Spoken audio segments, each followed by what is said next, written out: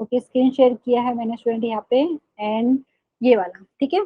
तो एक बार मुझे कंफर्म करके बताइए, आपको मेरा स्क्रीन दिख रहा है क्या? Ma'am yes yes ma'am. Okay student, okay ma'am student, okay student, thank you for confirmation. Hello everyone, good evening students. कल हमने सरकम सेंटर के बारे में डिस्कस किया था, लेकिन कल थोड़ा नेटवर्क इशू की वजह से स्क्रीन शेयर नहीं हो पाया था। तो एक बार मैं क्विकली आपको स्क्रीन शेयर करके पूरा दिखा रही हूँ। तो एक सेकेंड, जस्ट 1 सेकेंड स्टूडेंट। अच्छा स्टूडेंट, आपको दिख रहा है ना ये वाला स्क्रीन? तो यहाँ पे एक सेकेंड, हाँ इसको यहाँ पे कर देते हैं, एंड यहाँ पे। अच्छा स्टूडेंट, हमने कल बात करी थी सरकम सेंटर की। तो सरकम सेंटर होता क्या है? तो अगर आपके पास एक ट्रायंगल है स्टूडेंट, तो ट्रायंगल के, तो यहाँ पे एक बार मैं पहले दिखा देती हूँ कि परपेंडिकुलर बाइसेक्टर होता क्या है, तो फिर आपको अच्छे से आइडिया आ जाएगा। तो यहाँ पे अगर स्टूडेंट, जैसे अगर ये आपके पास कोई लाइन सेगमेंट है, ठीक है, इसका कुछ नाम अगर मैं बोलना चाहूँ जैसे ए और बी, ठीक है, अगर मैं इसके परपेंडिकुलर बाइसेक्टर की बात करूँ, तो स्टूडेंट वो क्या होगा? वो एक ऐसी लाइन होगी, कुछ ऐसी लाइन होगी जो ये लाइन सेगमेंट ए बी के ऊपर परपेंडिकुलर रहेगी। मतलब यहाँ पे अगर बात की जाए स्टूडेंट डायग्राम में, तो यहाँ पे जो अभी मैं दिखा रही हूँ, ये वाला एंगल आपका 90 डिग्री रहेगा, और साथ में यहाँ पे कुछ नाम देते हैं, जैसे सी बोल दिया, ठीक है। तो A C is equal to B C हो जाएगा कि नहीं? प्लीज बताइए, ये बात कर रही हूँ मैं परपेंडिकुलर यस बाइसेक्टर यस की। तो मैम। यहाँ पे हमने कंस्ट्रक्शन वाले चैप्टर में सीखा था स्कूल में कि अगर कोई लाइन सेगमेंट दिया हुआ है, ठीक है, अगर हम उसके परपेंडिकुलर बाइसेक्टर की बात करें, तो बेसिकली ऐसी लाइन है जो ए बी के ऊपर परपेंडिकुलर हो गई और यहाँ पे ए बी को दो इक्वल पार्ट्स में डिवाइड कर रही है, ठीक है। पक्का समझ में आई ये वाली बात? मैम यस ये यस मैम। ओके स्टूडेंट, तो ये वाला मैं इरेज कर देती हूँ। तो यहाँ पे अगर हम बात करते हैं सरकम सेंटर की, तो सरकम सेंटर है क्या स्टूडेंट? एक ट्रायंगल है। अगर ट्रायंगल के तीनों साइड जो आपको दिख रहे हैं ट्रायंगल के, उनका जो परपेंडिकुलर बाइसेक्टर है, एक पॉइंट में मीट कर रहे हैं, वो पॉइंट को हम बोल रहे हैं सरकम सेंटर, ठीक है। तो यहाँ पे प्लीज हम लोग, ठीक है, तो यहाँ पे सरकम सेंटर की बात करें, तो सरकम सेंटर है क्या student? It is the point of intersection बोल सकते हैं, या पॉइंट ऑफ कॉन्करेंस आप बोल सकते हैं। क्या है? Perpendicular bisector of sides of a triangle. तो यहाँ पे इसको डिनोट करते हैं हम ओ से। एंड स्टूडेंट, इसका दूसरा मीनिंग अगर बोलना चाहे तो आप बोल सकते हैं कि ये जो सरकम सेंटर है ना, ये सरकम सर्कल का सेंटर है। आप बोलेंगे हम सरकम सर्कल क्या है? सरकम सर्कल वो सर्कल है स्टूडेंट जो ट्रायंगल के तीनों वर्टाइसिस से पास हो। जैसे यहाँ पे आप डायग्राम में देखेंगे, एक ट्रायंगल एबीसी था, तो इसके वर्टाइसिस ए हो गया, बी हो गया, सी। तो एक ऐसा ट्रायंगल जो, ये ट्रायंगल, ये ट्रायंगल आपको दिख रहा था एबीसी, तो अभी हमारे पास ऐसा सर्कल मिल रहा है जो ट्रायंगल के तीनों वर्टाइसिस से पास होके जा रहा है, ठीक है। तो ये जो सर्कल मिल रहा है स्टूडेंट, इसको हम बोलते हैं सरकम सर्कल। और ये जो सरकम सर्कल है, इसका जो सेंटर होता है, उसको हम बोल रहे हैं सरकम सेंटर। समझ में आया स्टूडेंट? तो ये यस बेसिकली क्या मैम। हुआ? तो ये ट्रायंगल के तीनों साइड के जो परपेंडिकुलर बाइसेक्टर है, ये वाले पॉइंट पे मीट कर रहे हैं। ये पॉइंट को हम डिनोट कर रहे हैं ओ से। आज स्टूडेंट, जो सर क्या है, सरकम सर्कल जिसको हमने बोला है, इसका जो रेडियस है उसको हम कैपिटल आर से दिखाते हैं, ठीक है। और जैसे अभी मैंने आपको बताया था परपेंडिकुलर बाइसेक्टर का मतलब क्या होता है। और यहाँ पे एक और चीज मैं यहाँ पे बताना चाहती हूँ आपको, जैसे ये वाली आपके पास लाइन सेगमेंट ए बी, ठीक है। तो आप अगर मैं बोल रही हूँ कि ये अभी जो लाइन मैंने ड्रॉ की है, इसको सपोज मैंने बोल दिया एल, ठीक है। ये अगर इसका परपेंडिकुलर बाइसेक्टर है, तो एक तो आप बताएंगे कि यहाँ पे 90 डिग्री बन रहा है, और यहाँ पे जैसे कोई पॉइंट है, ठीक है, आपने ले लिया, कुछ नाम देना चाहे तो वो भी आप दे सकते हो यहाँ पे, ठीक है। तो यहाँ पे जैसे मैंने सी बोल दिया, तो आप यहाँ से बोलेंगे A C is equal to B C हो गया, क्योंकि जो सी पॉइंट है, ए बी को 1:1 रेशियो में डिवाइड कर रहे हैं, ठीक है। परपेंडिकुलर बाइसेक्टर के ऊपर है ये। और दूसरा चीज स्टूडेंट मैं क्या बोलना चाह रही हूँ, अगर ये जो आपका परपेंडिकुलर बाइसेक्टर है लाइन सेगमेंट ए बी का, तो यहाँ पे अगर मैंने रेंडमली कोई भी पॉइंट ले लिया, ठीक है, तो उसका डिस्टेंस, यहाँ पे मैंने पॉइंट ले लिया डी, तो इसका ए से डिस्टेंस एंड बी से डिस्टेंस बराबर आता है, ठीक है। क्योंकि ये चीज हमने पढ़ा है, क्योंकि परपेंडिकुलर बाइसेक्टर स्टूडेंट यहाँ पे, एंड ये तो एक तो ए बी को बराबर दो हिस्सों में बांट रहे हैं, आप बोल सकते हो। मतलब यहाँ पे ए बी को दो इक्वल पार्ट्स में डिवाइड कर रहे हैं। एंड यहाँ पे अगर आपने कोई भी पॉइंट लिया परपेंडिकुलर बाइसेक्टर पे, तो उसका ए और बी से डिस्टेंस बराबर आएगा, ठीक है। ये चीज मैं क्यों बता रही हूँ, क्योंकि यहाँ पे अगर आप डायग्राम में देखेंगे, तो हमने देखिए परपेंडिकुलर बाइसेक्टर, जहाँ पे ट्रायंगल के तीनों साइड्स के परपेंडिकुलर बाइसेक्टर मिल रहे हैं, उसको हमने ओ से डिनोट किया है। एंड यहाँ पे student O A and O B and O C, ये डिस्टेंस आपका बराबर आता है। ये कैसे आए वो मैं आपको दिखा देती हूँ स्टूडेंट, देखिए। देखो यहाँ पे जैसे हमने रेड पेन से यहाँ पे दिखाया हुआ है स्टूडेंट, देखिए तो जैसे अगर मैं बात करूं ये वाला ओ है, क्योंकि हमने बात करी पॉइंट ऑफ इंटरसेक्शन है किसका, perpendicular bisector of sides of a triangle. तो अगर मैं बात करूं ये वाला ओ स्टूडेंट, ये बीसी का जो परपेंडिकुलर बाइसेक्टर उसके ऊपर भी है, ठीक है, तो उस वहां से आपको मिलेगा ओबी का डिस्टेंस एंड ओसी का डिस्टेंस बराबर हो गया। वैसे ही अगर आप बात करेंगे जो ओ है बेसिकली एसी जो साइड्स है उसका परपेंडिकुलर बाइसेक्टर के ऊपर भी है, तो वहां से आपको O A is equal to O सी मिल जाएगा। अगर वैसे ही अगर आप देखिए स्टूडेंट, ओ जो पॉइंट है बेसिकली ए बी के क्या है, जो साइड ए बी है उसके परपेंडिकुलर बाइसेक्टर के ऊपर भी है, तो यहाँ से आपको O A is equal to O B, तो मतलब हमें क्या मिला है, ओ ए का distance is equal to O B is equal to O C. इनका लेंथ की बात करें बेसिकली तो ये आपको बराबर आ रहा है। तो अभी क्या करेंगे, हम एक सर्कल ड्रॉ किया है बेसिकली, जो मैंने ऑलरेडी बनाया हुआ है यहाँ पे, तो O A is equal to O B is equal to O C लेके इसको हमने आर मान लिया, ये रेडियस मान लिया, तो हमने एक सर्कल ड्रॉ किया है और ओ को यहाँ पे सेंटर लेके, ठीक है। ये वाली बात समझ में आई, प्लीज बताइए। Yes ma'am. एंड यहाँ पे स्टूडेंट, यहाँ पे रिमार्क में मैंने आपको बताया any point on the perpendicular bisector of जैसे A B is equidistance from A and B, मतलब यहाँ पे अगर कोई पॉइंट सी लिया है आपने परपेंडिकुलर बाइसेक्टर पे, तो उसका ए से डिस्टेंस एंड बी से डिस्टेंस बराबर हो जाएगा, ठीक है। तो यहाँ से जो पिछला डायग्राम है student, O is equal to O B is equal to O C हो जाता है वहां पे, तो हमने यहाँ पे बेसिकली एक सर्कल ड्रॉ किया है ओ को सेंटर मान के, और रेडियस लिया है O A is equal to O B is equal to O C, और यहाँ पे रेडियस जो है सरकम सर्कल की स्टूडेंट उसको हम डिनोट करते हैं कैपिटल आर से, ठीक है। तो ये ट्राइंगल के तीनों वर्टाइसिस से पास हो रहा है। किसी को डाउट है इसमें प्लीज बता दीजिए। No ma'am. ओके स्टूडेंट, ठीक है। तो यहाँ पे उसके बाद यहाँ पे ऑब्जर्वेशन की बात की जाए स्टूडेंट, कि क्या क्या हम इसके बारे में लिख सकते हैं, तो वो मैं आपको बता देती हूँ। अगर आपके पास एक राइट एंगल ट्राइंगल है, ठीक है, तो यहाँ पे देखो राइट एंगल ट्राइंगल है और मैं बोल रही हूँ कि आपके पास सर्कम सर्कल भी है, मतलब ऐसा सर्कल जो ट्राइंगल के तीनों वर्टेसिस से पास हो रहा है। तो यहाँ पे डायग्राम कुछ ऐसा दिखेगा स्टूडेंट यहाँ पे। तो बेसिकली मैं बोल रही हूँ जैसे राइट एंगल ट्राइंगल है, तो ये वाले केस में क्या हो जाएगा, अगर आपको बात करनी है सर्कम सेंटर की, ठीक है। सर्कम सेंटर में क्या होता है स्टूडेंट, ट्राइंगल के तीनों साइड के परपेंडिकुलर बाइसेक्टर मीट करते हैं, और डायग्राम अगर आप देखेंगे तो ये वाले केस में ये जो सर्कल बन रहा है जिसको हमने यहाँ पे बोला है सर्कम सर्कल, इसका जो सेंटर है ओ ये बेसिकली हाइपोटेनस का मिड पॉइंट है, ठीक है। दूसरा लॉजिक किसी को याद है कि जो डायमीटर होता है सर्कल का स्टूडेंट, वो सर्कमफ्रेंस पे एंगल कितना बना रहे हैं, यहाँ पे देखिए ये डायमीटर एसी है, ये यहाँ पे 90 डिग्री बना रहे हैं। तो बेसिकली जो यहाँ पे आपको जो मिल रहा है ओ जो सर्कल का सेंटर है जिसको हमने यहाँ पे सर्कम सेंटर बोला है, ये हाइपोटेनस का मिड पॉइंट हो जाता है।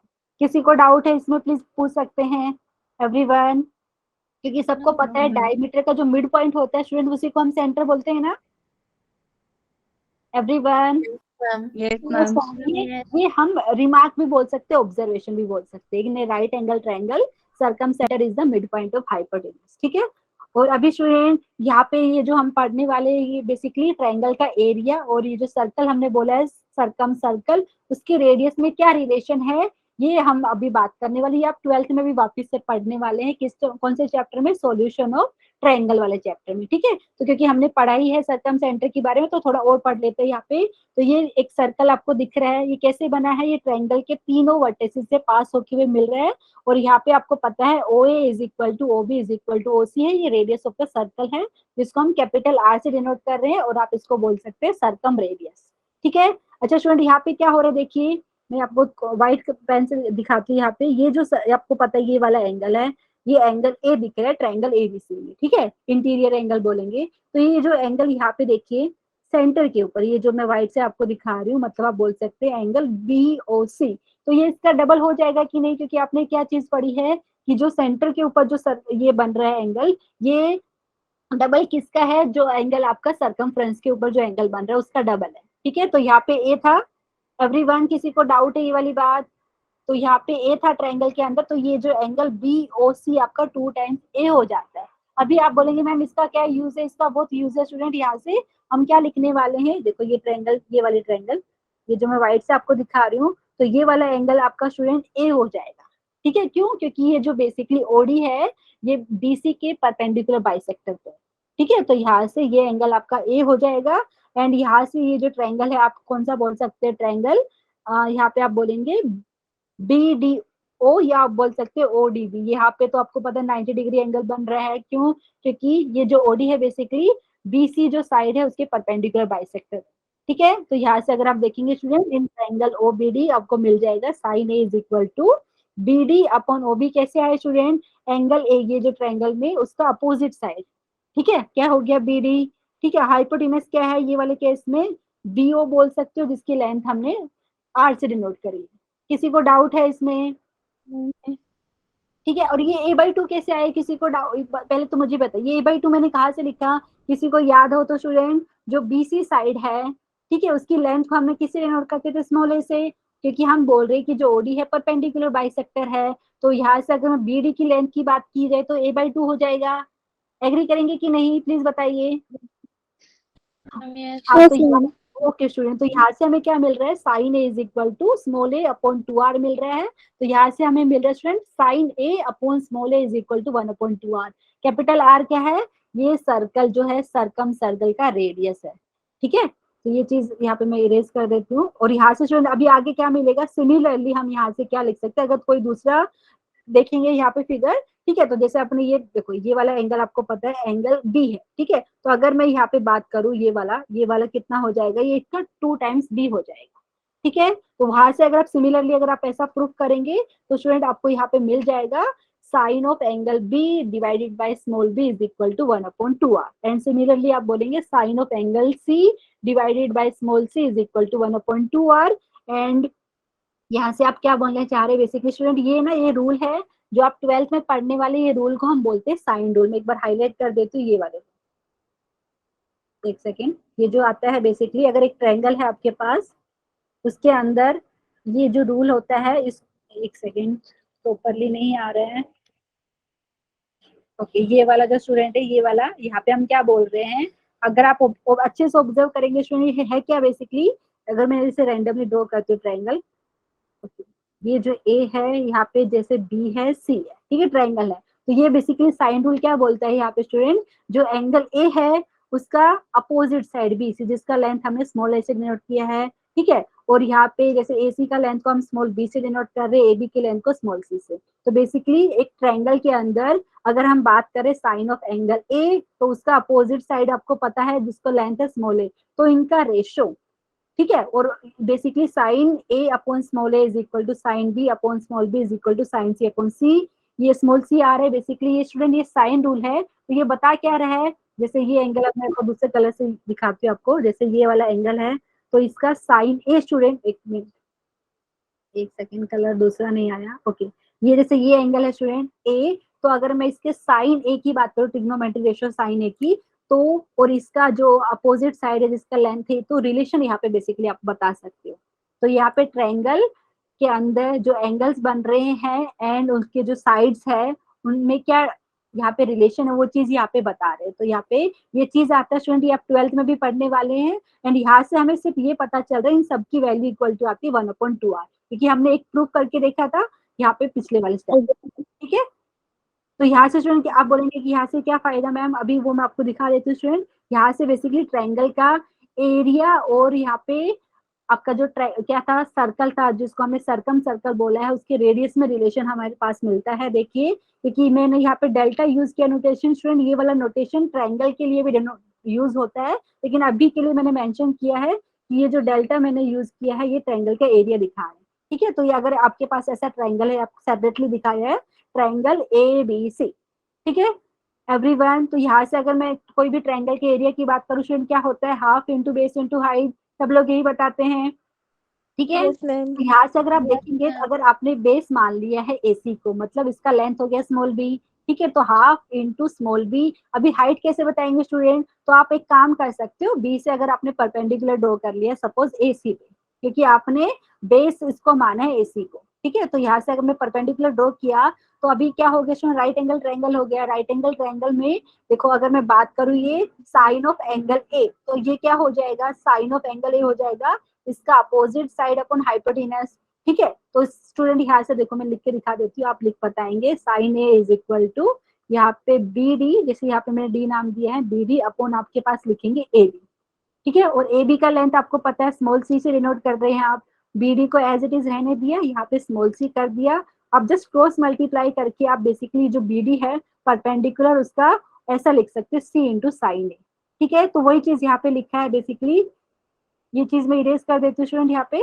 तो यहाँ से हमें ये मिल रहा है area of the triangle is equal to half into BC into sine A. उसके बाद क्या करेंगे, साइन ए को, तो ये साइन ए है, ठीक है। तो हमने अभी थोड़ी देर पहले लिखा था यहाँ पे sine A is equal to small A upon 2r, तो जस्ट इससे रिप्लेस कर देंगे तो क्या हो जाएगा, आपको मिलेगा area of the triangle is equal to ABC upon 4r where delta is the area of the triangle. ये वाली बात समझ में आई स्टूडेंट? यहाँ पे क्या हो रहा है, आप रिलेशन बता रहे कि एरिया ऑफ द ट्रायंगल में एंड जो आपने जो सर्कल बनाया है उसके रेडियस में क्या रिलेशन है। एवरीवन समझ में आया कि नहीं? यहाँ पे स्मॉल ए स्मॉल बी स्मॉल सी क्या है, ट्रायंगल के साइड्स है, तो वो आपको पता चलेगा BC का जो साइड है उसकी लेंथ को स्मॉल ए से डिनोट कर रहे हैं, जो साइड AC है उसकी लेंथ को स्मॉल b से डिनोट कर रहे हैं, जो साइड आपका AB है उसको स्मॉल c से डिनोट कर रहे हैं। सबको समझ में आई ये वाली चीज? बताइए एक बार। Yes, ma'am. Okay, yes ma'am. फिर ये कल हमारा मिस हो गया तो वो एक बार मैं दिखा दे, उसके बाद ये रिमार्क हमने डिस्कस किया था, एक बार क्विकली मैं आपको बता देती हूँ कि क्या होता है। सेंट्रोइड है वो सरकम सेंटर एंड ऑर्थो सेंटर को 1:2 रेशियो में डिवाइड करता है, ये कल हमने भी डिस्कस करी थी, ठीक है। मतलब यहाँ पे GU अपॉन GH आपका 1/2 हो जाता है, ठीक है। अगर उसके बाद हमने क्या डिस्कस किया था, इक्विलैटरल ट्रायंगल होता है वो वाले केस में O मतलब सरकम सेंटर, G मतलब सेंट्रोइड, H मतलब ऑर्थो सेंटर, I मतलब इन सेंटर, ये सब सेम हो जाता है, ठीक है। तो यहाँ पे in case of equilateral triangle ये आपका क्या है, अब वापिस से रिपीट करती हूँ, circumcentre, centroid, orthocentre and incentre ये सब सेम पॉइंट बन जाता है, ठीक है। ओके स्टूडेंट, उसके बाद हमने कुछ क्वेश्चन लिया था, एक बार मैं फटाफट दिखा देती हूँ आपको। एक ट्रायंगल में ऑर्थो सेंटर की कोऑर्डिनेट दिया था, सरकम सेंटर के कोऑर्डिनेट आपको दिया था, ठीक है। तो ऑर्थो सेंटर को H से डिनोट कर रहे थे, सरकम सेंटर को यहाँ पे O से डिनोट किया था और सेंट्रोइड को G से। तो यहाँ पे सेक्शन फॉर्मूला लगा के आपने यहाँ पे सेंट्रोइड फाइंड किया था, ठीक है। तो वही चीज यहाँ पे मैं आपको दिखा रही हूँ। उसके बाद एक ट्रायंगल के अंदर आपको क्या दिया था, सरकम सेंटर दिया है यहाँ पे, मतलब O की कोऑर्डिनेट दिए हैं, सेंट्रोइड मतलब यहाँ पे G, जिसको हम G से डिनोट किए उसकी कोऑर्डिनेट दी है, और यहाँ पे ऑर्थो सेंटर की कोऑर्डिनेट फाइंड करने के लिए बोला, जिसको हमने small h comma small k ये कोऑर्डिनेट लिया है, और यहाँ पे ऑर्थो सेंटर को कैपिटल H से दिखाया है। एक सेकंड, किसी ने हैंड रेज किया है तो बता दीजिए, किसी को कुछ डाउट है? ये हमने कल डिस्कस किया था स्टूडेंट, इसको लिखने के 2 तरीके मैंने आपको बताया था कि क्योंकि आपको ऑलरेडी पता है कि सेंट्रोइड है ये सरकम सेंटर एंड ऑर्थो सेंटर को 1:2 रेशियो में डिवाइड करते हैं। आप चाहे तो ये डायरेक्टली यूज कर ली, यहाँ से भी आपको यहाँ से small h and small k की वैल्यू मिल जाएगी, नहीं तो दूसरा तरीका है आप एक्सटर्नल सेक्शन फॉर्मूला लगाना चाहे तो वो भी लगा सकते हैं। कैसे? अगर आप h से डिस्टेंस मेजर कर रहे हो तो आप ऐसा लिखेंगे HO अपॉन HG, तो वो आपका रेशियो आएगा 3/2, लेकिन H यहाँ पे एक्सटर्नली डिवाइड करेगा, ठीक है। प्लीज बताइए, तो यहाँ से हमने ये ऑलरेडी डिस्कस किया था, एक बार वापस से दिखा रही हूँ, ये कैलकुलेशन हमने करी थी और H की वैल्यू 7 मिली थी और K की वैल्यू 8, ठीक है स्टूडेंट। ये वाला क्वेश्चन भी हमने कल डिस्कस किया था, एक बार वापस से मैं क्विकली दिखा रही हूँ आपको। आपको इन सेंटर फाइंड करने के लिए बोला था ट्रायंगल का, और जिसके वर्टाइसेस आपको ऐसा दिया है। हमने क्या किया, ये ट्रायंगल के बना लिया पहले तो, फिर उसके वर्टाइसेस लिख दिया है यहाँ पे। फिर हमने क्या चेक किया कि जो ट्रायंगल के जो साइड है उनका लेंथ क्या आ रहा है, तो हमने जस्ट ऑब्जर्व किया कि जो ट्रायंगल बन रहा है वो आपका इक्विलैटरल ट्रायंगल बन रहा है, क्योंकि ट्रायंगल के तीनों साइड का लेंथ बराबर आएगा। अगर इक्विलैटरल ट्रायंगल बन रहा है तो आपको यहाँ से पता चलेगा कि सेंट्रोइड यहाँ पे, फिर उसके बाद करें सरकम सेंटर, इन सेंटर एंड यहाँ पे ऑर्थो सेंटर सब सेम हो जाता है। एंड यहाँ से फिर हमें इन सेंटर के कोऑर्डिनेट निकालना था। आप चाहे तो सेंट्रोइड वाला फॉर्मूला भी यूज कर लीजिए, क्योंकि यहाँ पे आपको पता है सेंट्रोइड के कोऑर्डिनेट निकालना बहुत इजी है, ठीक है। कैसे इजी है स्टूडेंट? अगर ट्रायंगल को आपको पता है, वर्टाइसिस दिया हुआ है, तो आपको सेंट्रोइड का एक्स कोऑर्डिनेट क्या होगा, ट्रायंगल की जो भी क्या है आपके वर्टाइसिस उनका एक्स कोऑर्डिनेट, जो भी आपको वर्टाइसिस के एक्स कोऑर्डिनेट उनको ऐड करके 3 से डिवाइड करेंगे तो आपको सेंट्रोइड का एक्स कोऑर्डिनेट मिल जाएगा। वैसे अगर आपको सेंट्रोइड का वाई कोऑर्डिनेट निकालना है तो कैसे निकालेंगे, तो वर्टाइसिस जो तीनों वर्टाइसिस है उनकी वाई कोऑर्डिनेट को ऐड करके 3 से डिवाइड कर ली। तो ये चीज हमने कल डिस्कस किया था। किसी को डाउट है इसमें? एवरीवन? मैम। ओके स्टूडेंट, तो यहाँ पे ये वाला हो गया। एक बार मैं स्क्रीन शेयरिंग बंद कर रही हूँ, मैं वापस से आपको दूसरा वाला, क्योंकि ये कल वाला फोल्डर है तो मैं दूसरा वाला ओपन करके फिर आज का हम कंटिन्यू करते हैं। 1 सेकेंड। ओके एक सेकंड स्टूडेंट, मैं वापस से स्क्रीन शेयर करूँ, लेकिन किसी को कुछ डाउट है तो प्लीज पूछ लीजिए, जो भी हमने क्विकली एक बार रिवाइज किया, किसी को डाउट है उसमें? No ma'am. ओके स्टूडेंट, तो यहाँ पे मैं स्क्रीन शेयरिंग वापस से कर रही हूँ। पहले तो यहाँ पे 2 क्वेश्चन नए लिए मैंने, तो पहले वो डिस्कस करते हैं, उसके बाद फिर हम लोकस क्या होता है उसके बारे में डिस्कस करेंगे। ठीक है, तो सब लोग क्वेश्चन अच्छे से रीड कीजिए एंड आपको मेरे साथ सोल्व करना है। ठीक है, क्वेश्चन कैसा है कि 2 vertices of a triangle are, ऐसा दिया है आपको ट्रायंगल। ओके, पहले बना ही लेते हैं इसका रफ डायग्राम। जैसे यहाँ पे, ठीक है स्टूडेंट, ये जैसे मैंने एक ट्रायंगल के 2 वर्टाइसेस दिया है। ठीक है, ये सर ओके, दूसरा वाला बनाती हूँ अच्छे से इसका। तो यहाँ पे ए और बी कोऑर्डिनेट हमें पता है। ठीक है, मतलब आप बोल सकते, नहीं आई एम सॉरी, वापस से रिपीट करती हूँ। ट्रायंगल दिया है, उसके आपको 2 वर्टाइसेस पता है, मतलब वर्टाइसेस पता है, मतलब उनके कोऑर्डिनेट आपको ऑलरेडी पता है, एक्स कोऑर्डिनेट और वाई कोऑर्डिनेट आपको पता है। तो एक सेकेंड, तो यहाँ पे बोल क्या रहे हैं, यहाँ पे वो चीज मैं आपको बता देती हूँ। तो ये ट्रायंगल बन रहा है। ठीक है, एंड यहाँ पे एक कुछ लाइन है ऐसा, एंड इसको हम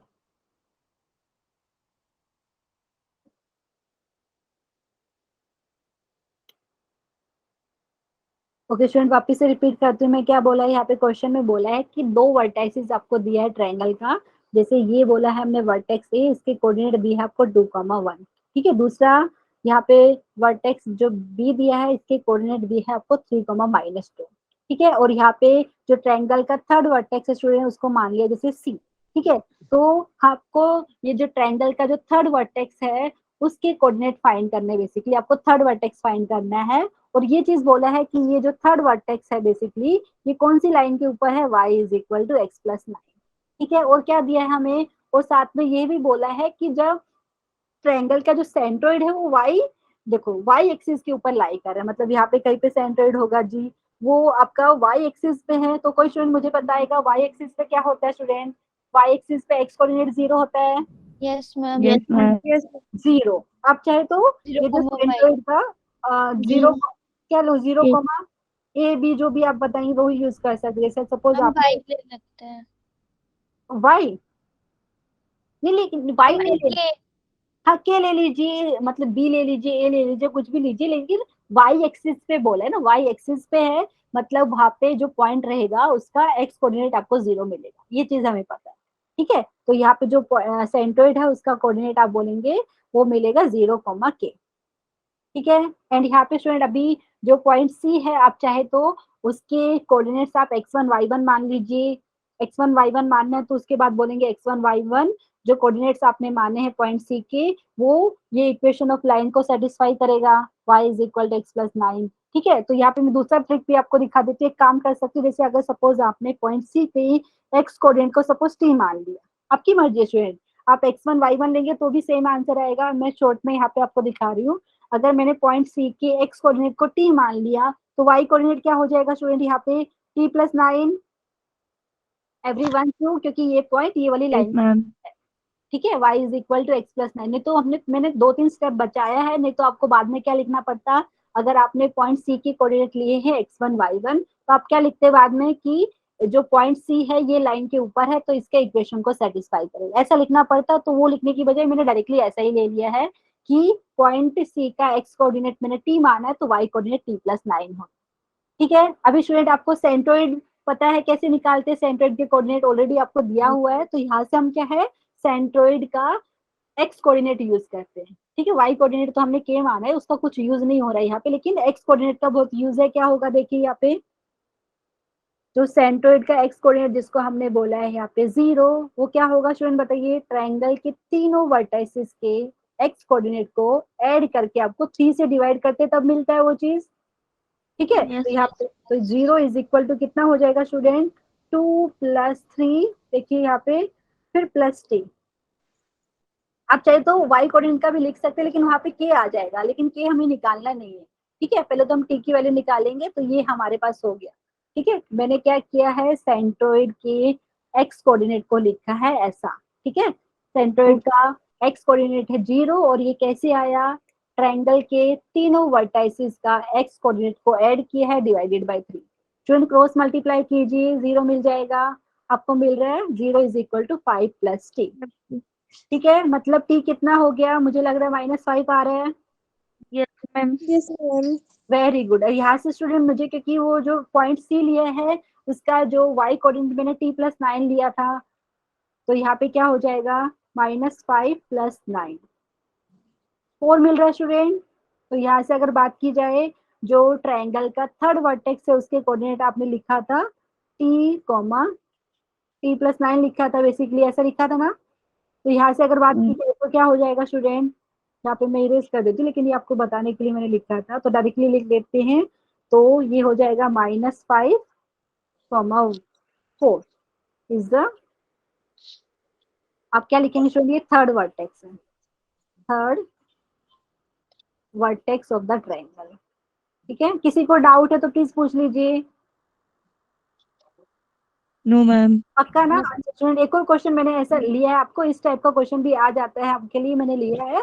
इसको डिस्कस करने के बाद फिर हम जो आपने एनसीईआरटी बुक में पढ़ा है वो सब हम डिस्कस करेंगे स्ट्रेट लाइन चैप्टर से। ठीक है, तो ये आज ये वाला क्वेश्चन लास्ट है, फिर हम लोकस के बारे में जानेंगे, लोकस क्या होता है। ठीक है, तो everyone please read the question carefully. क्या बोल रहे हैं यहाँ पे, x1 x2 x3 are the roots of this equation. ठीक है, और आपको देख के भी पता चल रहा है क्यूबिक इक्वेशन है। और क्या बोला है इसके, आपको बेसिकली ये इतना बताया x1 x2 इसके रूट्स है ये इक्वेशन की, और हमें बोला है find the centroid of the triangle whose vertices are. तो एक ट्रायंगल के जो वर्टाइसेस आपको दिए हुए हैं और उसका सेंट्रोइड निकालने के लिए आपको बोला है। ठीक है, तो एक काम करते हैं, पहले तो मुझे ये बताइए, जो दिया है वो लिख लेते हैं, x1, x2, x3 are the roots of equation. जो क्यूबिक इक्वेशन आपको पता चल रहा है यहाँ पे, x³ -3t into x² plus 39x - 1 is equal to 0। ठीक है, अच्छा स्टूडेंट यहाँ से आप मुझे बता सकते हो, हमने क्या पढ़ा था कि कोई भी इक्वेशन है इन जनरल, अगर वो n डिग्री की है तो उसके जो हमने रिलेशनशिप किस पे पढ़ा था, रूट्स एंड जो कोएफिशिएंट में रिलेशन पढ़ा था। तो यहाँ से अगर बात की जाए स्टूडेंट, तो यहाँ से क्योंकि रूट्स हमें पता है x1 x2 x3 है, तो यहाँ से मैं ऐसा लिख सकती हूँ क्या, sum of the root of this equation, मतलब x1 + x2 + x3 क्या होगा स्टूडेंट, माइनस होता है माइनस ऑफ x² का जो कोएफिशिएंट होता है divided by the coefficient of x³। लेकिन पहले माइनस आता है, तो माइनस माइनस करके आपको प्लस मिल जाएगा। तो ये कितना मिल रहा है आपको, 3p। Everyone, Yes, ma'am. अच्छा वैसे अगर मैं लिखूं sum of the root taken 2 at a time, तो क्या हो जाएगा, मतलब x1 + x2 plus x2 into x3 plus आप लिख सकते हैं x3 इंटू x1। ठीक है, ये आपका क्या हो जाएगा स्टूडेंट, यहाँ पे माइनस तो यहाँ पे प्लस, तो प्लस वहाँ पे x का जो कोएफिशिएंट डिवाइडेड बाय x³। ठीक है, तो यहाँ पे आपके पास कितना 39 मिल जाएगा, चेक कर लीजिए। और लास्ट की बात करूँ तो स्टूडेंट लास्ट क्या हो जाएगा, प्रोडक्ट ऑफ द रूट, ये हो जाएगा आपके पास x1 into x2 into x3, ये क्या हो जाता है, माइनस साइन आता है पहले तो माइनस, फिर आता है constant term divided by the coefficient of x³, तो ये आपके पास 1 बन रहा है। ठीक है, किसी को डाउट है स्टूडेंट, अभी मुझे लगता है ये वाला आप कर सकते हो, मैं यहाँ पे आपको बना के दिखाई देती हूँ ट्रायंगल। ठीक है, तो ट्रायंगल कुछ ऐसा बोल दीजिए, एंड यहाँ पे इसके कोऑर्डिनेट कुछ ऐसा दिया है, x1, 1/x1, एंड ये पॉइंट बी है, इसके कोऑर्डिनेट आपको दिया है x2, 1/x2, एंड यहाँ पे इसके कोऑर्डिनेट आपको क्या दिया स्टूडेंट, x3, 1/x3। तो ट्रायंगल के 3 वर्टाइसेस आपको पता है और सेंट्रोइड फाइंड करने के लिए बोला है। तो मुझे लगता है ज्यादा इजी है, सब लोग कर पाएंगे। यहाँ पे सेंट्रोइड है, तो यहाँ से स्टूडेंट इसका एक्स कोऑर्डिनेट की बात की जाए, सेंट्रोइड का सबको पता है, ट्रायंगल के तीनों वर्टाइसेस पे एक्स कोऑर्डिनेट को ऐड करके 3 से डिवाइड करना है। तो अगर बात की जाए बेसिकली क्या बोल रही है, x1 + x2 x3 divided by 3। ठीक है, और अगर y कोऑर्डिनेट की बात की जाए तो स्टूडेंट 1/x1 प्लस आपके पास हो जाएगा 1/x2 plus 1/x3। Very good, whole divided by 3। और मुझे लगता है बहुत सारे स्टूडेंट सोल्व भी कर पाएंगे इसको। ये जो ऊपर जो है, क्योंकि आप एलसीएम ले लेंगे आपका हो जाएगा x1 x2 x3 हो जाएगा। अच्छा स्टूडेंट दूसरा तरीका भी है, अगर दूसरे तरीके से करना है तो क्योंकि आपको पता है क्यूबिक इक्वेशन दी हुई है, ठीक है, तो हमने ट्रांसफॉर्मेशन ऑफ इक्वेशन में सीखा था कि कोई इक्वेशन की रूट्स दिया हुआ है और आपको बोले कि आपको वो इक्वेशन फाइंड करनी है जिसके रूट की, जैसे मैं बोलूँ 1/x1 है, 1/x2 है, 1/x3, तो आप क्या करते थे, वो चीज याद है आपको? ये इक्वेशन जैसे इसको मैंने नंबर 1 बोलूं तो यहाँ पे आपको x को जस्ट रिप्लेस किससे करना था, 1/x से। ये चीज ये मेरी याद है, यहाँ पे मैंने बताया था आपको कि अल्फा बीटा गामा कुछ है, तो आपको ऐसा इक्वेशन चाहिए जिसके रूट कुछ ऐसा हो, 1/, जैसे एक सेकेंड अगर बात की जाए, ऐसा हमने बात करी थी क्योंकि रूट्स है, तो ऐसे 1/अल्फा, x इज इक्वल टू 1/अल्फा, y इज इक्वल टू 1/बीटा, कुछ ऐसा आपको चाहिए। तो यहाँ से हमने क्या बोला था, जैसे पहले आपने मान लिया let x is equal to 1/अल्फा, ठीक है, क्योंकि यहाँ पे अल्फा नहीं बोला है, यहाँ पे x1 x2 x3 बोला है, तो यहाँ पे आप अल्फा को लिखते थे x के टर्म्स में, फिर आप क्या करते थे, बेसिकली x को रिप्लेस करते थे 1/x,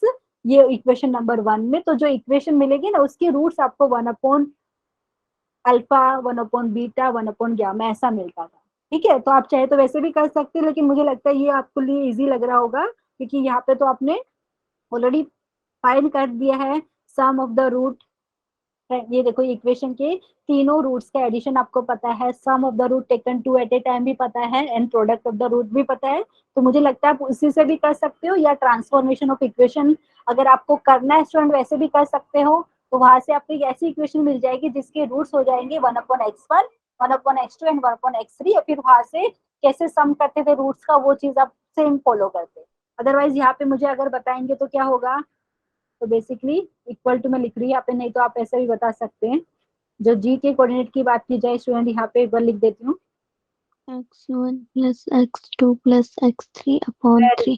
एंड यहाँ पे स्टूडेंट मैं सिंप्लीफाई करके लिख लेती हूँ, आप लोग चेक कर सकते हो मिलेगा क्या है, बेसिकली आपको मिलेगा, जैसे पूरा चेक कर लीजिए, जैसे x2 इंटू x3 प्लस यहाँ पे लिखेंगे x1 x3, एंड यहाँ पे स्टूडेंट देख लीजिए प्लस x1 x2, और यहाँ पे डिनोमिनेटर में आपको मिल रहा था x1 x2 x3, और यहाँ पे 3 भी है, ठीक है, ऐसा देख लीजिए, एंड मुझे लगता है आप लोग बता पाएंगे, अभी वैल्यू आपको पता है, तो यहाँ पे मैं डायरेक्टली लिख देती हूँ आपके लिए, देख लीजिए sum of the root x1 plus x2 plus x3 3p मिल रहा था, यहाँ से अगर बात की जाए 39 था, ठीक है, तो ये आपका जी के कोऑर्डिनेट एक तो 3p हो गया, और यहाँ से अगर बात की जाए 39/3, क्योंकि यहाँ पे product of the root student आपको 1 दिया हुआ है, तो ये आपका आंसर हो जाएगा, इज द सेंट्रल। किसी को डाउट है तो प्लीज पूछ लीजिए। सबको समझ में आए ये वाली चीज, ये कहाँ से लिखा मैंने, क्योंकि student x2 into x3 plus x1 x3 plus x1 x2, इसकी वैल्यू 39 आपने अभी जस्ट लिखी है, और प्रोडक्ट ऑफ द रूट यहाँ पे नीचे दिख रहा है, एक सेकेंड, x1 x2 x3 का मल्टीप्लीकेशन ये आपको मिल रहा है 1, जस्ट सब्स्टिट्यूट करके आप निकाल सकते हो। इस टाइप के क्वेश्चन आपको घुमा फिरा के पूछ सकते हैं। समझ में आया? प्लीज बताइए, मतलब यहाँ पे उन्होंने क्या किया है, क्वाड्रेटिक इक्वेशन वाला ऐसा इक्वेशन दे के बोल सकते हैं कि इसके रूट्स ये है, तो ट्रायंगल का आप बोलेंगे सेंट्रोइड फाइंड कीजिए, इन सेंटर फाइंड कीजिए, तो ऐसा आपको क्वेश्चन मिल सकता है। पक्का समझ में आया सबको ये वाली चीज? Yes ma'am. ओके, एक स्टूडेंट का हैंड रेज है यहाँ पे, रिधिका का, प्लीज मैम जैसे सम ऑफ रूट्स 3p है तो उसके अपॉन में 3 भी तो है, 3 से 3 कैंसिल नहीं होगा? एक सेकेंड मैं चेक कर लेती हूँ, कहा गया स्टूडेंट, एक सेकेंड पीछे था ना, ये आगे, एक सेकेंड मैं देख लेती हूँ। हाँ स्टूडेंट, वेरी गुड रिधिका, आपने सही नोटिस किया, ये 3p/3 था, वेरी गुड, यहाँ पे मेरा मिस्टेक है, यहाँ पे तो 3p/3 था, तो यहाँ पे 3 कैंसिल होके p आएगा, और किसी स्टूडेंट ने नोटिस नहीं किया, थैंक यू रिधिका, यहाँ पे ठीक है, तो थैंक यू p आ मैम। जाएगा, थैंक यू रिधिका। यहाँ पे तो यहाँ पे स्टूडेंट, यहाँ पे मेरा मिस्टेक था, क्योंकि यहाँ पे x1 plus x2 plus x3 का तो हमें वैल्यू पता था 3p है, लेकिन डिनोमिनेटर में 3 भी था ये, तो यहाँ पे तो 3p डिवाइडेड बाई 3, तो ये p बन गया, ठीक है। अभी स्टूडेंट अभी सही है, अभी सब लोग चेक कीजिए। Yes ma'am. ओके स्टूडेंट, तो इसमें किसी को डाउट हो तो प्लीज पूछ लीजिए, नहीं तो फिर हम नया टॉपिक जो है स्ट्रेट लाइन चैप्टर में लोकस की बात करेंगे, और ये चीज मुझे लगता है आपने भी पढ़ी हुई होगी, और ये होता क्या वो मैं आपको एकदम डिटेल में बताने वाली हूँ, ठीक है। ठीक है स्टूडेंट, यहाँ पे लिख देते हैं, किसी को डाउट नहीं है तो हम लिख देते हैं नेक्स्ट टॉपिक है लोकस।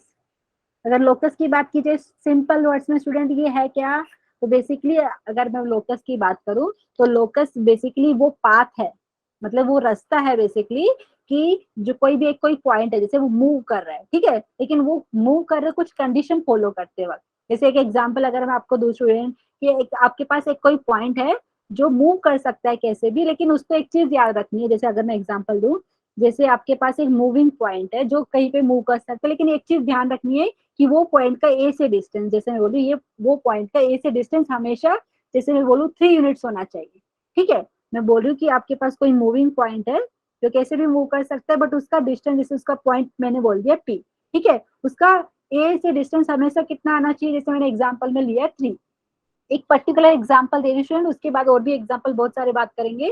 ठीक है, तो ये पॉइंट कहाँ कहाँ मूव करेगा बताइए, ऐसा कुछ करेगा, अच्छे से डायग्राम नहीं बना है, लेकिन आपको जो मिलेगा बेसिकली क्या मिलेगा स्टूडेंट, आपको सर्कल मिलेगा। क्यों? क्योंकि आप ये पॉइंट मूव कर रहे हैं, तो ये पॉइंट इधर आएगा, तो बेसिकली उसका ए से डिस्टेंस हमेशा सेम होना चाहिए, जो एग्जाम्पल मैंने लिया है। समझ में आया स्टूडेंट ये वाली यस यस बात? मैम। मैम। वैसे अगर तो कोई दूसरा एग्जाम्पल लूँ, जैसे अभी थोड़ी देर पहले मैंने आपको क्या बताया था कि जो कोई भी लाइन सेगमेंट है उसका क्या है, परपेंडिकुलर बाइसेक्टर की बात करूँ, जैसे यहाँ पे जैसे यहाँ पे कुछ इसका नाम दे दिया ए बी। ठीक है, मैं बोल रही हूँ कि आपके पास एक कोई पॉइंट है जो ऐसा मूव कर रहा है जिसका हमेशा ए और बी से डिस्टेंस बराबर आता है।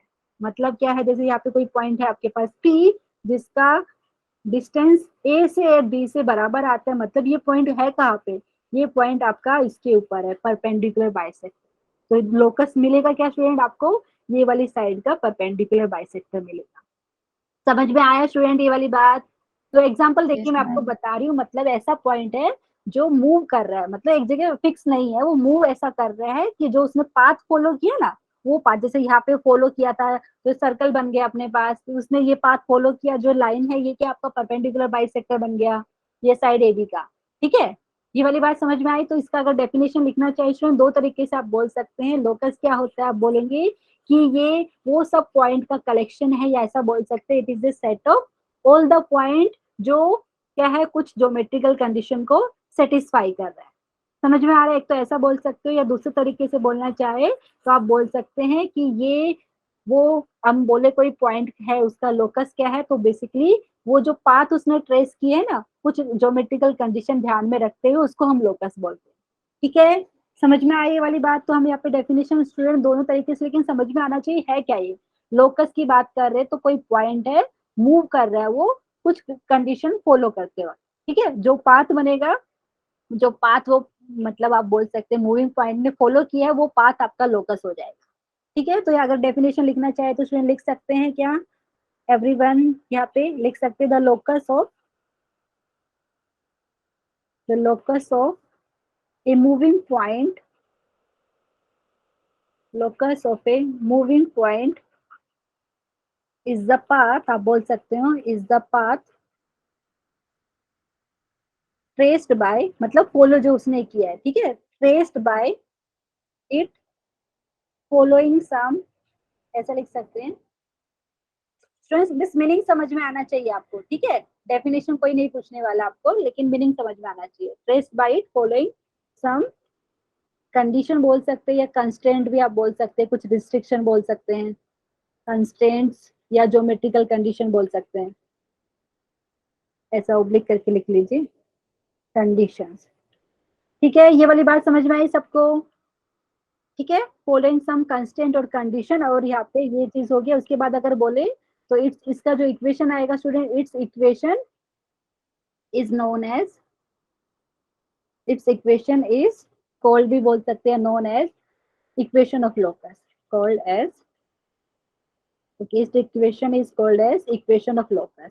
प्लीज बताइए स्टूडेंट, उसके बाद क्वेश्चन करेंगे तो आपको ज्यादा अच्छे से समझ में आएगा। ठीक है, is called as equation of locus.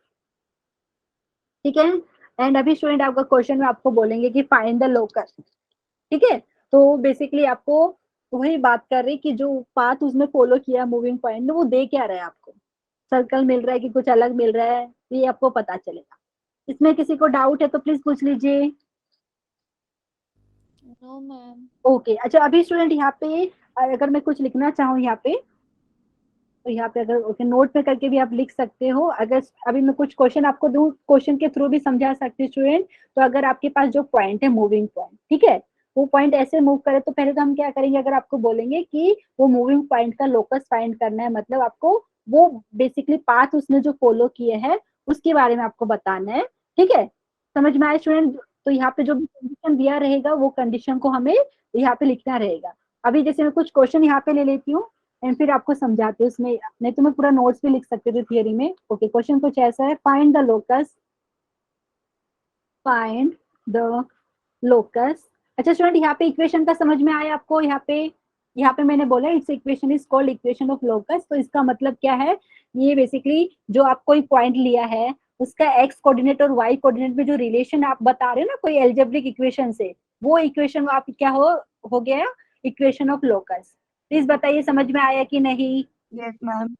आप चाहे तो मैं पूरा लिख यस। सकती हूँ, it is the relation between the x coordinate and the y coordinate of point, moving point बोल सकते हैं, following some geometrical condition. Otherwise मैं क्वेश्चन के थ्रू ही समझाने का ट्राई करूंगी। क्वेश्चन कुछ ऐसा है, फाइंड द लोकस ऑफ, यहाँ पे बोल सकते हैं कुछ एग्जांपल ले लेते हैं स्टूडेंट। पहला दिया है x is equal to a into t square, y is equal to दिया है 2at।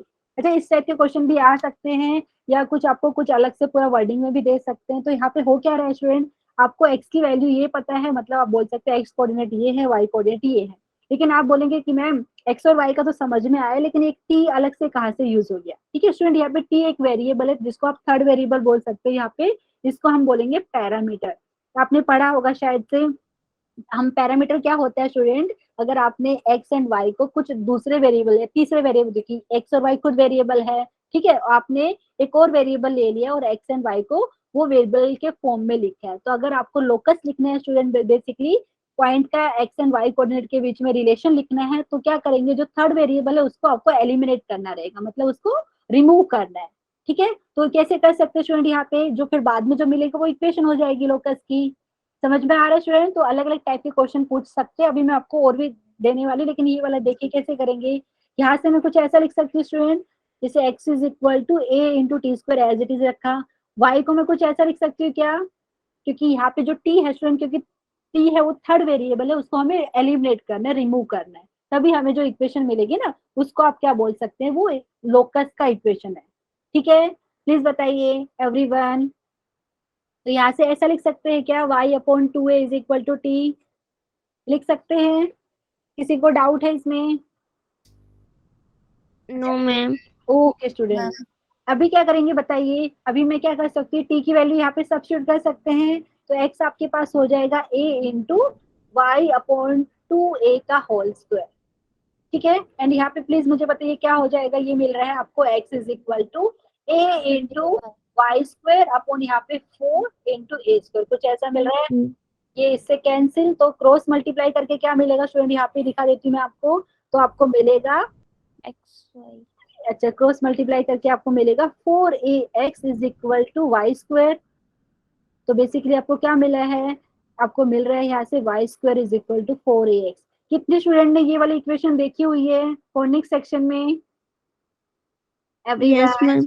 देखी हुई है ना? हाँ, तो इस टाइप के क्वेश्चन भी आ जाते हैं स्टूडेंट यहाँ पे, मतलब अगर ये ऐसा कुछ दिया है, एक्स कोऑर्डिनेट ऐसा दिया है, वाई कोऑर्डिनेट ये दिया है, तो बेसिकली जो वो मूविंग पॉइंट है ना स्टूडेंट, तो वो बेसिकली आपको क्या दे रहा है, ये जो उसका लोकस जो उसने पाथ फॉलो किया ना उसका इक्वेशन ये है बेसिकली।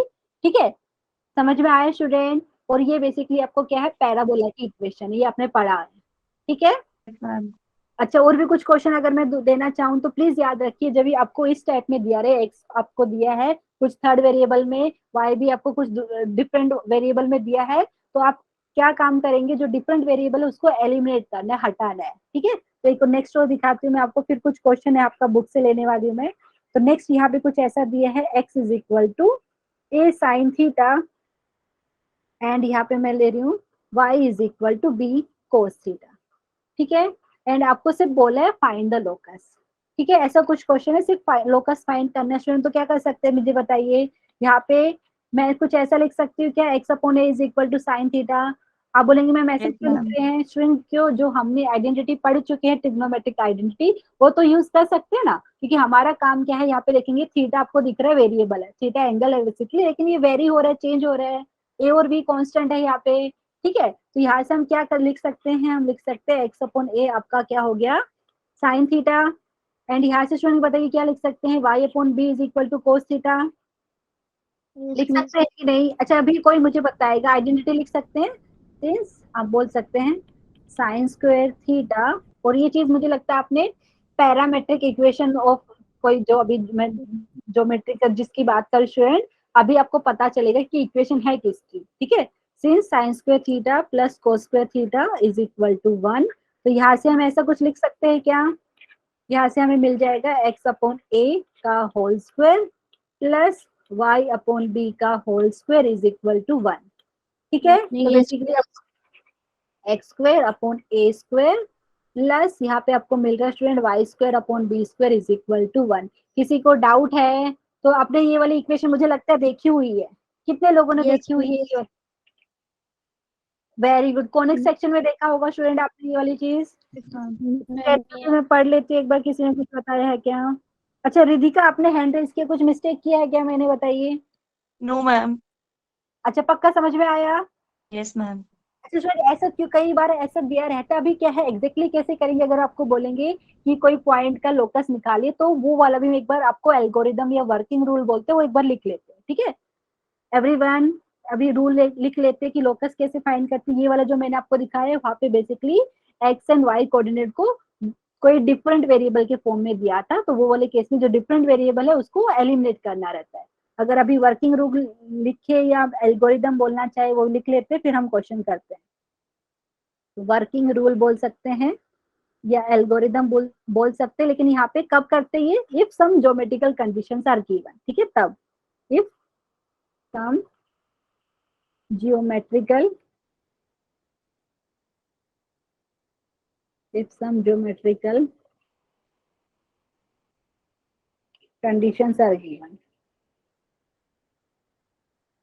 अच्छा स्टूडेंट अभी क्या करेंगे, मतलब अगर आपको बोलेंगे कि लोकस फाइंड करना और कुछ कंडीशन फॉलो करना चाहिए, तो हम क्या करते हैं, पहले तो जो पॉइंट है जिसको हमने मूविंग पॉइंट बोला है उसके कोऑर्डिनेट हम h, k मान लेते हैं, ठीक है। So let the coordinates of let the coordinates of moving point, को पॉइंट बोल सकते हैं स्टूडेंट, जिसको हम पी बोल रहे हैं, लेकिन ये मूविंग पॉइंट है, इसके कोऑर्डिनेट को हम एच कॉमा के मान लेते हैं, बी एच कॉमा के, ठीक है। आपका बुक्स में कई जगह small x comma small y भी दिया है स्टूडेंट, बाद में हम एच को रिप्लेस करते हैं एक्स से, एंड फिर क्या रहता है के अगर मैंने माना है तो के को रिप्लेस करते हैं वाई से। स्टार्टिंग में एक्स कॉमा वाई इसलिए नहीं मान रहे क्योंकि स्टूडेंट वो पॉइंट मूविंग पॉइंट है, ठीक है। समझ में आ रहा है, प्लीज बताइए, क्योंकि Ma'am, yes. ठीक है। तो यहाँ पे let the coordinates of the point P V H comma के, उसके बाद क्या करेंगे, eliminate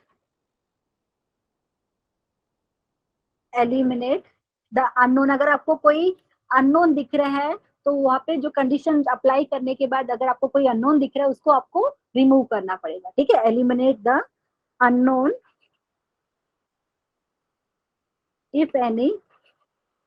if any after applying the given condition, after applying the given condition, क्योंकि उसका फिर एग्जाम्पल भी हम लेंगे after applying the given condition. And उसके बाद अगर बात की जाए स्टूडेंट, फिर आपको थर्ड स्टेप में रिप्लेस किसको करना है, ओके थर्ड स्टेप में आपको लिखना है replace h by small x and k by small y, ठीक है। किस में रिप्लेस करेंगे, जो आपको अभी जो बेसिकली जो रिलेशन मिल रहा है, जो इक्वेशन मिल रही है ना वहां पे, ठीक है। समझ में आया स्टूडेंट ये वाली बात? तो यहाँ पे replace h by x and k by y in equation, जो ऑब्टेन्ड जो भी इक्वेशन आपको मिलेगा बेसिकली उसमें, ठीक है। यहाँ पे मैं ऐसा लिख रही हूँ। अभी स्टूडेंट कुछ क्वेश्चन लेते हैं, जैसे एग्जांपल मैं आपको सर्कल वाला ही देना चाहूँ तो यहाँ पे अगर स्टूडेंट मैं बोल रही हूँ कि जैसे for example find the locus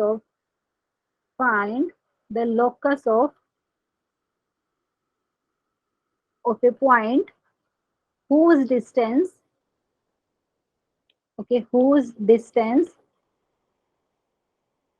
from, okay कोई पॉइंट ले लेते हैं फ्रॉम द पॉइंट, जैसे अगर मैं बोलूं स्टूडेंट यहाँ पे पॉइंट ए लेना चाहिए तो ए ले लीजिए, बी लेना चाहिए तो बी ले लीजिए, ओ ओके जैसे from the point O is जैसे 3 यूनिट्स, ठीक है। एवरीवन, ये एग्जांपल मैं अपनी मर्जी से दिया है, सर्कल का है एवरीवन। तो आपको क्या करना है, आपको लोकस फाइंड करना है, लेकिन अभी आपको नहीं पता है कि सर्कल मिलेगा आपको, ठीक है। तो सिर्फ यहाँ पे बोले find the locus of a point whose distance from the point, जैसे ओ बोल दिया है, उसका पॉइंट ओ से डिस्टेंस हमेशा 3 यूनिट्स होना चाहिए, ठीक है। तो क्या करेंगे स्टूडेंट यहाँ पे, तो जो पॉइंट है मूविंग पॉइंट को हम क्या यहाँ पे मान सकते हैं, लेट पी पॉइंट है जिसके कोऑर्डिनेट आपने स्मॉल एच कोमा स्मॉल के मान लिया है, बी द मूविंग पॉइंट, ठीक है। बी द मूविंग पॉइंट बोल सकते हैं, be the point on the locus बोल सकते हैं, ठीक है। लेट पी जो पॉइंट है बी द, एक second, let P be the point on the locus, on the required locus, be the point on the required locus. Student समझ में आ रहा है कि नहीं? तो अभी आपको पता है ओ यहाँ पे बोला है, अच्छा इसके कोऑर्डिनेट्स तो हमें पता ही नहीं है ना। अगर आप इसका कोऑर्डिनेट्स आपको पता रहेगा तो आप लिख सकते हो यहाँ पे, अच्छा ओ बोला है तो आप सब बाय डिफॉल्ट सपोज आपने मान लिया कि इसके कोऑर्डिनेट 0,0, अगर आपने मान लिया और आपने, प्लीज यहाँ पे कंफ्यूज मत होइए, यहाँ पे मैंने ओ बोला है और यहाँ पे अगर कुछ इसका कोऑर्डिनेट्स भी दिया रहता तो भी निकाल, सपोज यहाँ पे मैं लिख देती हूँ 0,0 इसके कोऑर्डिनेट है फॉर एग्जाम्पल, ठीक है। तो लेट पी यहाँ पे पॉइंट हमने ले लिया जो रिक्वायर्ड लोकस के ऊपर है, ठीक है। तो स्टूडेंट यहाँ पे क्या पता है आपको कि जो डिस्टेंस है पॉइंट पी का ओ से कितना आना चाहिए, 3 यूनिट आना चाहिए, ठीक है। तो यहाँ पे आपको पता है OP is equal to 3 units. Everyone, किसी को डाउट है तो बाय डिस्टेंस फॉर्मूला क्या लिखते हैं आप, बाय डिस्टेंस फॉर्मूला एवरीवन, तो यहाँ से डिस्टेंस फॉर्मूला से हम क्या लिखते हैं स्टूडेंट, यहाँ पे जो पॉइंट है P का और O का जो डिस्टेंस है आप कैसा निकालते हैं, आप लिखते हैं square root of H minus 0 का whole square plus K minus 0 का होल स्क्वायर, और ये कितना होता है आपके पास 3। अभी क्या करते हैं स्टूडेंट, दोनों साइड में स्क्वायर करते हैं आप, ठीक है, स्क्वेयरिंग बोथ द साइड। तो आपको क्या मिलता है बेसिकली, यहाँ से सिंप्लीफाई करके आपको मिलता है ये वाली चीज, H square plus K square is equal to 3। अभी क्या करते हैं स्टूडेंट, आप इसको रिप्लेस कहाँ से करते हैं, replace h by x and k by y, ठीक है। तो यहाँ पे मुझे बताइए क्या मिल रहा है आपको एवरीवन, तो यहाँ पे वेरी गुड, तो ये बेसिकली आपको मिल रहा है x square plus y square is equal to 3। तो ये आपका रिक्वायर्ड लोकस हो जाता है, और आपको पता है कि किसका इक्वेशन है ये, फ्रेंड पता चल रहा है ना आपको, ठीक है। हाँ, तो सर्कल का इक्वेशन है जिसका सेंटर आप बोल सकते हो कि 0,0 है और रेडियस यहाँ पे कितना है 3। जिस मैंने कुछ मिस्टेक किया है, किसी ने नोटिस ही नहीं किया क्या, यहाँ पे 3 का स्क्वायर किया तो 9 होना चाहिए ना, 3 का स्क्वायर, 3 का स्क्वायर 9। ओके एक सेकेंड, यहाँ पे मैं कर देती हूँ स्टूडेंट, यहाँ पे मेरा मिस्टेक है, तो यहाँ पे 9 आएगा। So therefore x square plus y square is equal to 9 is the required locus. इस टाइप के क्वेश्चन अभी मैं एक और आपको दे देती हूँ स्टूडेंट, तो उसके अंदर थोड़े से सब क्वेश्चन है वो करते हैं, ठीक है। So x square plus y square is equal to 9 is the required locus, is the required locus. और वैसे तो बात की जाए तो ये इक्वेशन ही है स्टूडेंट, समझ में आ रहा है? प्लीज बताइए, जो x square plus y square is equal to 9 ये इक्वेशन ही ना, मतलब वो मूविंग जो पॉइंट है जिसने जो पाथ फॉलो किया ना, तो वो हमें क्या दे रहा है यहाँ से, तो आपको पता चला है वो सर्कल दे रहा है, ठीक है एवरीवन। अच्छा कुछ क्वेश्चन में यहाँ पे मैंने लिखे हुए हैं, कुछ क्वेश्चन हम ले लेते हैं, ये हो गया हमारे पास। अच्छा स्टूडेंट नेक्स्ट क्वेश्चन प्लीज लिखिए, कुछ क्वेश्चन सोल्व करते हैं यहाँ पे। Find the equation of locus, find the equation of locus, find the equation of locus of the point, okay आज के लिए लास्ट क्वेश्चन ये, of the point which is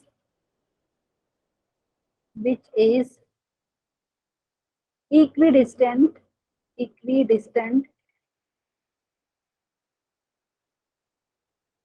from, which is equidistant from, यहाँ पे point दिया है student आपको, ए की कोऑर्डिनेट दिया है 1,2 एंड बी की कोऑर्डिनेट दिया है 5,3, ठीक है। स्टूडेंट कर सकते हैं ऐसा, क्या पता बोल रहे हैं आपको, इक्वेशन फाइंड करना है किसका, लोकस ऑफ द पॉइंट, मतलब जो पॉइंट है जो मूव कर रहा है और क्या कंडीशन फॉलो करते हुए कि उसका डिस्टेंस हमेशा ए और बी से बराबर रहेगा। अभी थोड़ी देर पहले भी डिस्कस किया था, लेकिन आपको कैसे मिलेगा ये मैं आपको दिखा देती हूँ। अगर रफ डायग्राम बनाना चाहे स्टूडेंट तो ये कुछ ऐसा रहेगा, जैसे यहाँ पे और जो आप बात करें ना वो कुछ ऐसा रहेगा। एक सेकेंड, तो यहाँ पे ये आपके पास पॉइंट ए है, ये है आपके, इसके कोऑर्डिनेट दिया है 1,2, पॉइंट बी के कोऑर्डिनेट आपको दिया है 5,3, और यहाँ पे जो मूविंग पॉइंट स्टूडेंट बेसिकली इसके ऊपर है, और ये आपको पता है क्या होता है, क्योंकि इक्वी डिस्टेंस बोला है, जैसे यहाँ पे मैंने बोल दिया कोई पॉइंट है पी, ठीक है स्टूडेंट, तो यहाँ पे उसका ए से डिस्टेंस एंड बी से डिस्टेंस क्या आ रहा है, बराबर आ रहा है, ठीक है एवरीवन, कितनी बार समझ में आई। यस तो मैम। बेसिकली ये जो पॉइंट ने जो पाथ फॉलो किया ना, जहां जहां ये गया, तो वो बेसिकली है क्या, वो आपको बताना है। तो यहाँ से अगर मैंने इसके कोऑर्डिनेट एच कॉमा के बोला स्टूडेंट, तो बेसिकली आपको क्या दिया है, आपको ये दिया है पी ए या ए पी बोल सकते हैं, is equal to P B. Yes ma'am. Everyone distance formula से तो हम यहाँ पे ले सकते हैं, let yes ma'am. H comma K be the, okay एक सेकेंड यहाँ पे जो पूरा लिख देते हैं, बाद में लिखते हैं, लेट पी, जिसके पॉइंट पी ले लिए हमने, लोकस के ऊपर ले लिया कोई पॉइंट, ठीक है, तो लेट पी जिसके कोऑर्डिनेट है H comma K be the point on the locus, be the point on the locus, on the required locus ऐसा बोल सकते हैं, ऑन द रिक्वायर्ड लोकस। अभी स्टूडेंट यहाँ से आपने जस्ट ऑब्जर्व किया है, तो यहाँ से आपको पता चल रहा है therefore P A is equal to P B, and student अभी डिस्टेंस फॉर्मूला से निकाल सकते हैं ना ये, therefore by distance formula, by distance formula, कोई मुझे बताएगा कैसे लिखेंगे स्टूडेंट डिस्टेंस फॉर्मूला से, तो आप बताएंगे ये वाला square root of, okay point P के कोऑर्डिनेट हमने एच कॉमा के लिए हैं, तो एच कॉमा 1 का होल स्क्वायर प्लस यहाँ पे आपके पास हो गया के माइनस 2 का होल स्क्वायर, कैसे लिखा देख लीजिए, पॉइंट ए के कोऑर्डिनेट है 1,2, पॉइंट बी के कोऑर्डिनेट है 5,3, तो ये आपके पास हो जाएगा square root of H minus minus का whole square. Very good student, यहाँ पे प्लस, यहाँ पे आपको मिलेगा के, एक सेकेंड, आपको मिलेगा के माइनस 3 का होल स्क्वायर। अभी बताइए आगे क्या कर सकते हैं, स्क्वायर कर सकते हैं, squaring both the side, yes ma'am. Yes. Very good, on squaring both the side. तो इस टाइप के क्वेश्चन स्टूडेंट आई थिंक आपका एनसीईआरटी बुक में भी दिए होंगे, जहाँ पे आपको लोकस निकालने के लिए बोला है, या इक्वेशन ऑफ लोकस, ठीक है, on squaring both the side आपको मिल जाएगा एच माइनस 1 का होल स्क्वायर प्लस के माइनस 2 का होल स्क्वायर, किसके बराबर, एच माइनस 5 का होल स्क्वायर प्लस के माइनस 3 का होल स्क्वायर। सिंप्लीफाई कीजिए, क्योंकि ओके यहाँ पे आपको पता है जब ओपन करेंगे तो एच स्क्वायर दिखेगा, यहाँ पे के स्क्वायर, दोनों साइड से कैंसिल हो जाएगा, तो आप लोग यहाँ पे मुझे बताइए, अभी कर लेते हैं, ये हो जाएगा आपके पास H square minus 2h plus 1, यहाँ पे plus K square minus 4k plus 4 equal to H square minus, देख लीजिए स्टूडेंट मैं डायरेक्टली यहाँ पे आइडेंटिटी यूज कर रही हूँ, यहाँ पे हो गया 10h प्लस 25 प्लस ये आपके पास हो रहा है के स्क्वायर माइनस यहाँ पे आपके पास मिल रहा है 6k प्लस 9, प्लीज चेक कर लीजिए एक बार कैलकुलेशन, यस मैम। यहाँ पे प्लस 9 है, अभी मुझे लग रहा है यहाँ पे स्टूडेंट आप लोग सब लोग ही कैंसिल करने वाले एच स्क्वायर एंड के स्क्वायर दोनों साइड से, तो यहाँ पे प्लस 9 यहाँ पे लिख देते हैं, ठीक है, एच स्क्वायर यहाँ भी है, एच स्क्वायर यहाँ भी है, ए स्क्वायर यहाँ से, क्योंकि वो इधर आएगा तो आपको पता माइनस साइन का हो जाएगा, तभी भी कैंसिल कर सकते हैं स्टूडेंट। अभी जो बचा उसको सिंप्लीफाई करके कोई मुझे बता सकता है क्या मिल रहा है आपको, एवरीवन पूरा सिंप्लीफाई करके, मेरे पास तो इक्वेशन लिखी हुई है लेकिन आप बताएंगे, यहाँ पे देखो मैं लिख के दिखा देती हूँ आपको।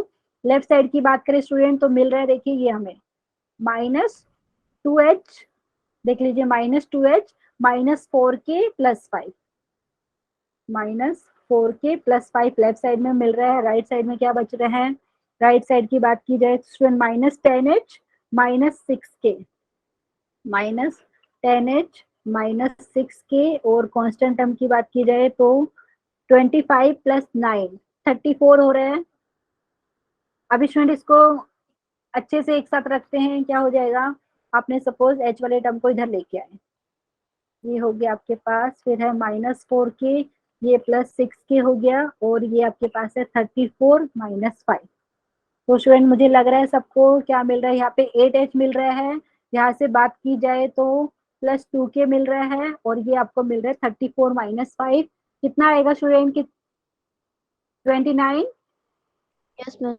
तो बेसिकली आप अभी क्या करेंगे, अगर आपको लोकस लिखना है या इक्वेशन ऑफ लोकस लिखना है वो पॉइंट का, तो क्या करेंगे, रिप्लेस किसको करना पड़ेगा, h को x से, एंड यहाँ पे k को रिप्लेस करेंगे y से। ठीक है, तो लिख सकते हैं इसके बाद replace h by small x and k by y we get। यहाँ पे हमारे पास हो जाएगा स्टूडेंट 8x + 2y = 29। ये क्या हो जाएगा, is the equation of locus. ठीक है, इज द इक्वेशन ऑफ, ठीक है, आप ऐसा लिख सकते हैं, is the required equation of the locus, ऐसा भी लिख सकते हैं, is the required equation of the locus.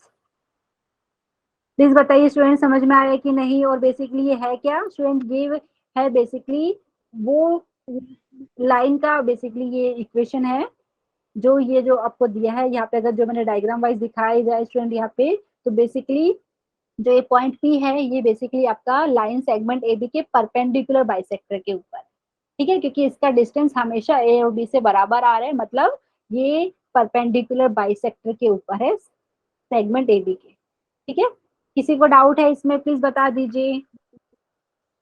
पक्का समझ में आया स्टूडेंट, कितने लोगों को डाउट है या सबको समझ में आया? ओके स्टूडेंट, तो यहाँ पे मैं स्क्रीन शेयरिंग बंद किया है, तो बाकी के क्वेश्चन हम नेक्स्ट लेक्चर में करेंगे। एक सेकेंड यहाँ पे